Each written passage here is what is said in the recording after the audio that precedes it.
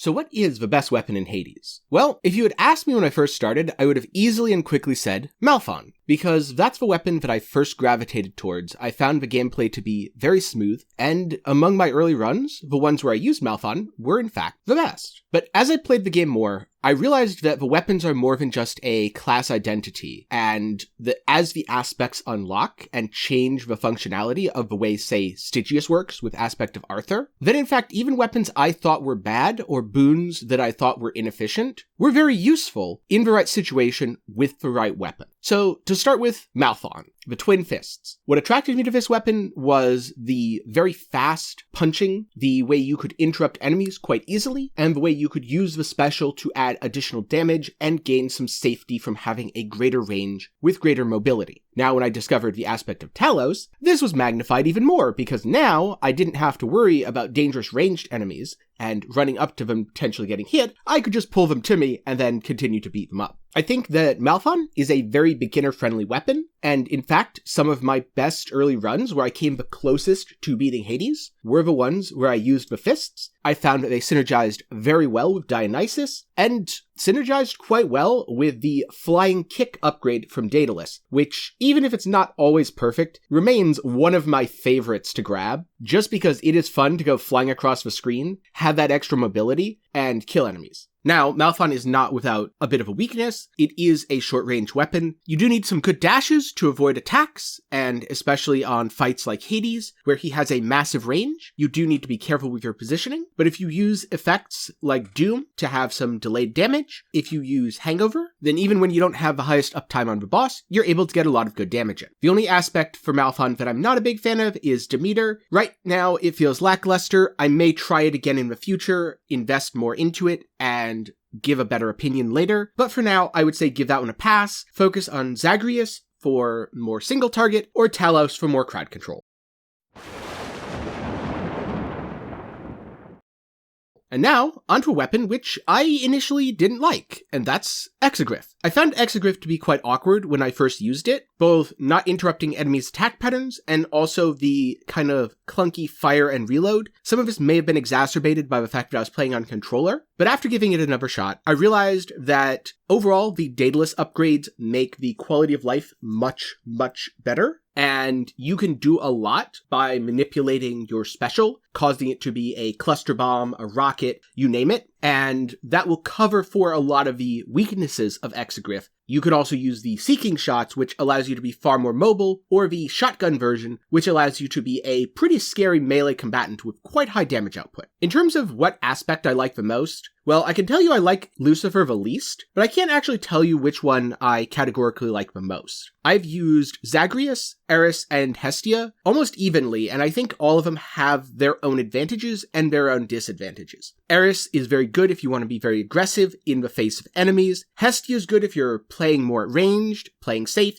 and Zagreus is probably the easiest to use. So overall, I'm glad that I gave Exagryph another shot. I think it is probably a little bit weaker than some of the other choices on high heat runs, because it suffers a little more from my experience when the enemies start getting speed, but it is still a very solid weapon. The other weapon which I greatly disliked when I first tried it was Stygius. It felt very awkward to have the short range and not have the hit combos that I was used to on Malphon, and it also felt like the knockback was straight up detrimental on this weapon. That instead of knocking enemies around to interrupt them, I was knocking them out of my own attack range and hurting myself in doing so. And so it's for this reason that I don't advise using the aspect of Zagreus. Personally, I found it to be very lackluster. But as I continued to give a weapon a try, mostly at the urging of my Twitch chat, I discovered the aspect of Poseidon, which is much more of my playstyle, where I could stand back, fire some casts into the enemy, then run up, detonate them, with exit wounds ideally, and collect my crystals, do it again. Poseidon is a little bit boon reliant. It definitely feels way better if you have exit wounds, but my favorite aspect for Stygius isn't boon reliant at all, and that is aspect of Arthur. Now, I know a lot of people that I've talked to find Arthur to be clunky because the attack combo and the special are both much slower. And if enemies have some speed, this can be quite dangerous. You do have to really know the range of your weapon and know its capabilities. But that said, once you learn it, it is excellent. I have done heat runs around 10 heat that are some of my fastest runs due to just how much raw damage Aspect of Arthur has and how safe I can be by dropping a Holy Excalibur field and enemy projectiles being unable to go into it, and then using any of my Athena boons to deflect those projectiles right back into the face of the enemies, including Theseus. So I would label Aspect of Arthur as somewhat of an acquired taste, but I would also say it is one of the strongest aspects in the game, and therefore Stygius is one of the strongest weapons. I know I haven't talked too much about Aspect of Nemesis, and I do think it's good, but it's just not really my style, so I haven't played it a ton.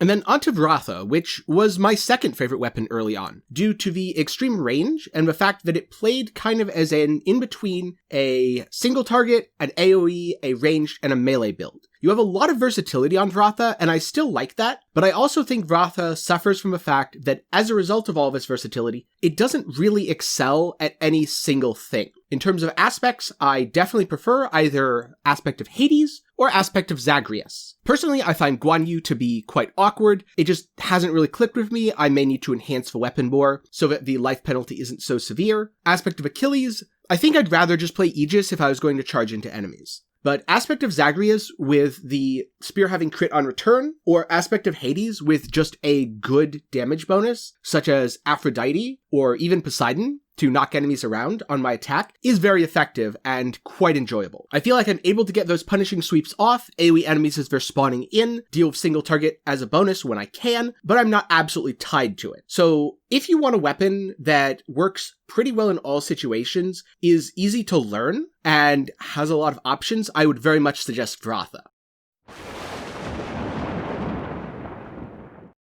Now, I mentioned Aegis a minute ago, and mentioned the charge. Aegis is currently what I think to be the strongest weapon for higher heat runs, specifically with Aspect of Beowulf. And the reason is, if you get the upgrade which turns your charged attack into a shot, you gain a massive benefit of being able to kind of cower in a corner, avoid enemy damage, or block it, and then fire back lethal barrages of your cast. It should be noted that Aspect of Beowulf is especially interesting because it gives you positional bonuses, i.e. you are more vulnerable from behind, and it also modifies a lot of the casts, turning them into a nova rather than their typical method of damage delivery. This is to avoid things like the Aspect of Demeter cast, which would really poorly interact with being fired from the Nagling's charge. Maybe I have an over-reliance on this, but I very much like the safety that it adds. I beat Heat 16 for the first time with the Aspect of Beowulf. It took me 2 total tries, and it felt very smooth. I'm currently attempting Heat 32 with the same. So far, I have not gotten the stars to align and give me the Daedalus upgrade that I'm hoping for. I also haven't gotten past Asphodel. But Heat 32 is much more challenging, and I'm still experimenting with which mods to turn on and off. Overall, I think that this weapon is the strongest for my personal playstyle, but it's hard for me to categorize it as the absolute best, because it has some very strong competition from both Stygius and also Coronacht. And speaking of Coronacht, this is another weapon which initially I didn't like it, but after playing it more and after unlocking some of the aspects, I found it to be much better. So the first aspect which I unlocked was the Aspect of Chiron. And the thing that I liked about it was it felt very hands-off, where I could run around a lot and I could fire the specials without having to worry too much about getting a specific boon or positioning in a specific way or dealing with the charge shot. And I think I would have played a lot more of Aspect of Chiron if I hadn't discovered Aspect of Hera. Because Aspect of Hera is, I think, the strongest aspect for Coronacht.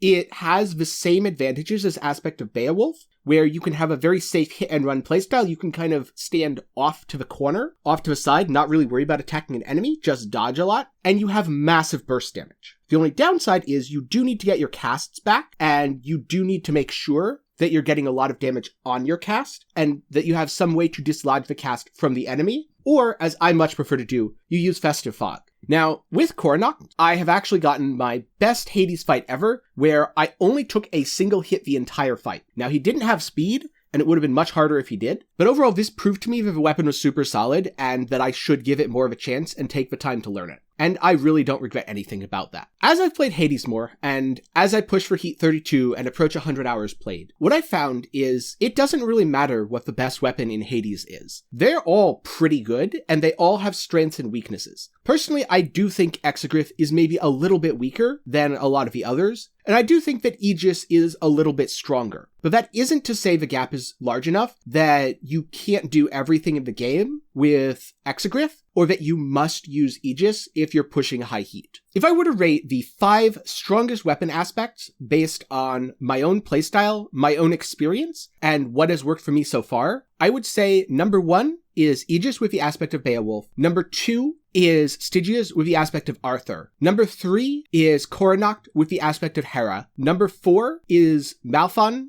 with the aspects of either Telos or Zagreus. And number 5 is Vratha with the aspects of either Zagreus or Hades. And I know a couple times I was lumping multiple aspects in there, but that's mostly because I find the playstyles to be similar enough that you really can't go wrong whichever one you pick. So now I turn it over to you. What's your favorite weapon or weapon aspect in Hades? And which weapons did you initially dislike and then find your mind changed as you continued to progress in the game, unlocked a new aspect, or just got better? I'd love to hear your thoughts down in the comments below. Thank you for watching, I hope you've enjoyed, and good luck in your escape attempts.